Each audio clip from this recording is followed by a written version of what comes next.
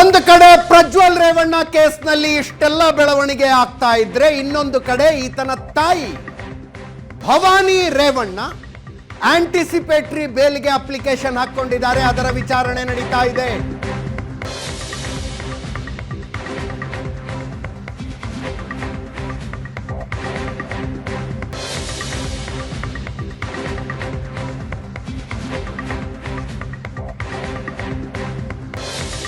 ಇನ್ನೊಂದು 15 ನಿಮಿಷದಲ್ಲಿ ಆದೇಶ ಹೊರಬೀಳುವ ಸಾಧ್ಯತೆ ಇದೆ.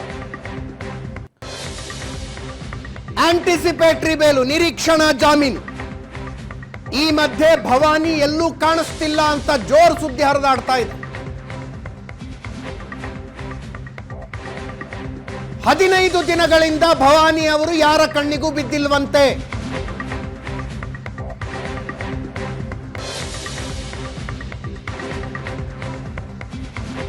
ಭವಾನಿ ರೇವಣ್ಣ ನಿರೀಕ್ಷಣಾ ಜಾಮೀನಿಗೆ ಅರ್ಜಿ ಸಲ್ಲಿಸಿಕೊಂಡಿದ್ದಾಗ ಅವರಿಗೆ ಯಾವುದೇ ನೋಟಿಸ್ ಸರ್ವ್ ಆಗಿರಲಿಲ್ಲ.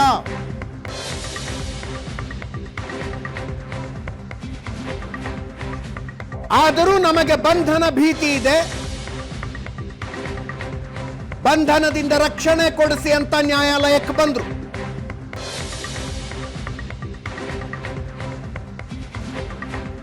ಅವರನ್ನ ಬಂಧಿಸಿ ವಿಚಾರಣೆ ನಡೆಸಬೇಕಾದ ಅವಶ್ಯಕತೆ ಇದೆ ಅಂತ ಎಸ್ಐಟಿ ಪರ ವಾದ ಮಂಡನೆಯಾಗಿದೆ. ಈ ಪ್ರಕರಣದಲ್ಲಿ ಭವಾನಿ ಅವರ ಪಾತ್ರ ಇತ್ತು ಅನ್ನುವುದಕ್ಕೆ ಯಾವುದೇ ಸಾಕ್ಷಿಗಳಿಲ್ಲ ಅಂತ ಭವಾನಿ ಅವರ ಪರ ವಕೀಲರು ವಾದ ಮಂಡನೆ ಮಾಡಿದ್ದಾರೆ.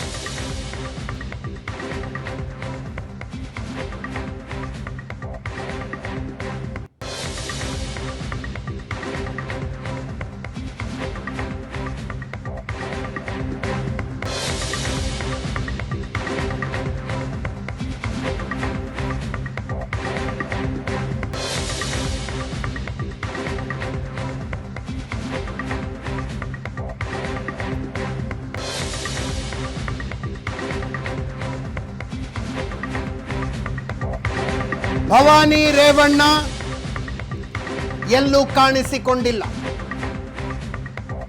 8ನೇ ತಾರೀಖು ಕೊನೆಯದಾಗಿ ಅವರನ್ನ ಜನ ನೋಡಿದ್ದು.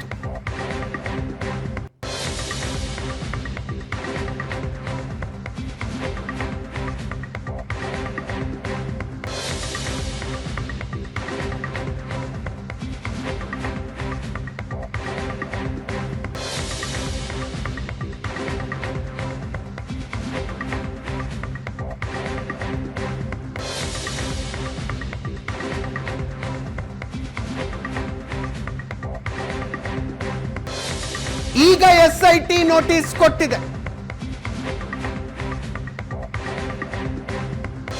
ಎಸ್ಐಟಿ ಹುಡುಕಾಡ್ತಾ ಇದೆ ಎಲ್ಲಿ ಭವಾನಿ ರೇವಣ್ಣ ಅಂತ.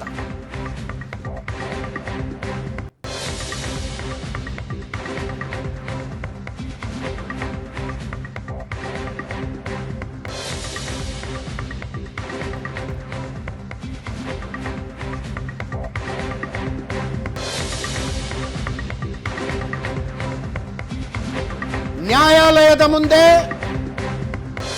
ಎಸ್ಐಟಿ ಪರ ವಕೀಲರು ಹೇಳಿದ್ರಂತೆ, ಜೂನ್ 1ನೇ ತಾರೀಕು ಹೊಳೆ ನರಸೀಪುರದ ಮನೆಗೆ ಬಂದು ವಿಚಾರಣೆ ಮಾಡ್ತೀವಿ ಅಂತ.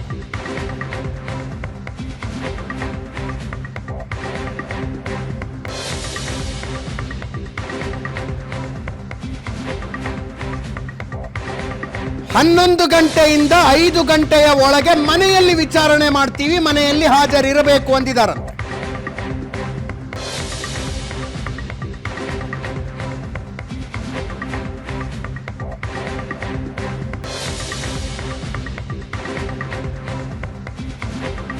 ಮೇ 8ನೇ ತಾರೀಖಿನ ನಂತರ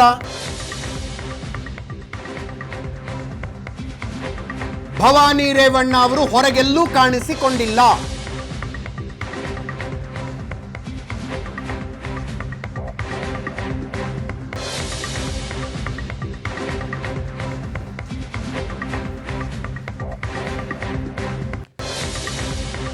ತವರು ಮನೆಯಲ್ಲೂ ಇಲ್ಲ, ಗಂಡನ ಮನೆಯಲ್ಲೂ ಇಲ್ಲ, ಮಾವನ ಮನೆಯಲ್ಲೂ ಇಲ್ಲ.